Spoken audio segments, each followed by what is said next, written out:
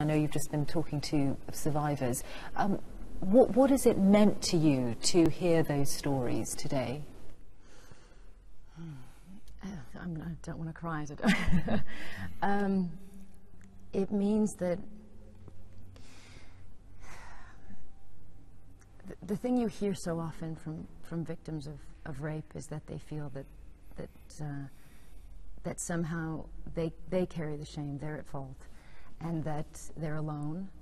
One of the women mentioned, the way she worded it was, "We feel like we're sinking, and they can't recover, and they don't feel that they're respected, and they feel and many of them actually live in direct contact with the people who abuse them.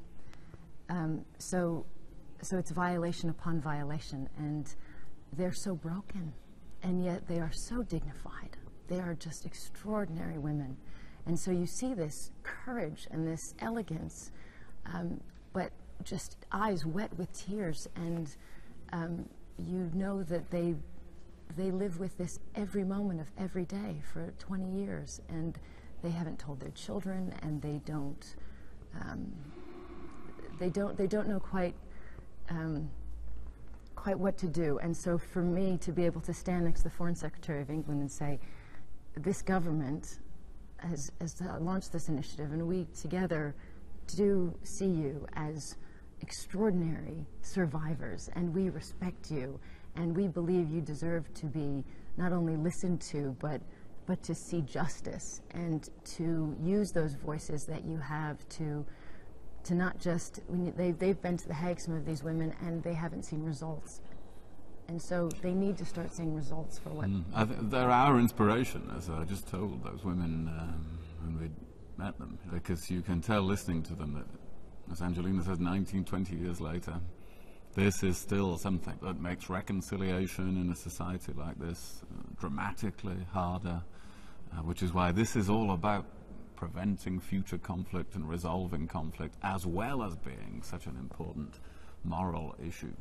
But this has been a truth of conflict through the ages, and I have to ask you how you really think, however laudable your aim of preventing sexual violence in conflict is, whether you really think that you can do that, prevent it happening, prevent rape and war. This is something that has been out of sight and out of mind for most people in the world. And it's still hard for people to talk about it, as it was for the people we've met this morning. So people have never really had to focus on it, and now we know about it. Here in our own continent, in our own lifetimes. It is not some distant thing at the other end of the world or far away in history. This can happen anywhere in the world, at any time where there is conflict, so it affects all of us. And I think we can do something about it if we succeed in creating the right international standards of investigation and prosecution, so that people really are punished, that justice is done when at least some of these crimes are committed. Are you as hopeful, Angelina Jolie, as the Foreign Secretary, that something really can be done about this? You made a film which showed the lasting legacy of situations like this, which destroy not just individuals but their communities as well. Yes, and that's I think the thing that people often, there's been this this perception that rape is something that simply happens in war, and it's not something that simply happens in war. It is an absolutely targeted attack to destroy families and to destroy communities and to destroy the women and men and children that are victim to it. And it's done not in a sexual way, in a horrendously gruesome way. And the perpetrators should be ashamed. They should feel vile. They should feel, not the victims. The victims shouldn't feel ashamed. And that's something that I think we can help to do. I think we can help to really make the people who commit these crimes, yes, we need justice. We need to see convictions.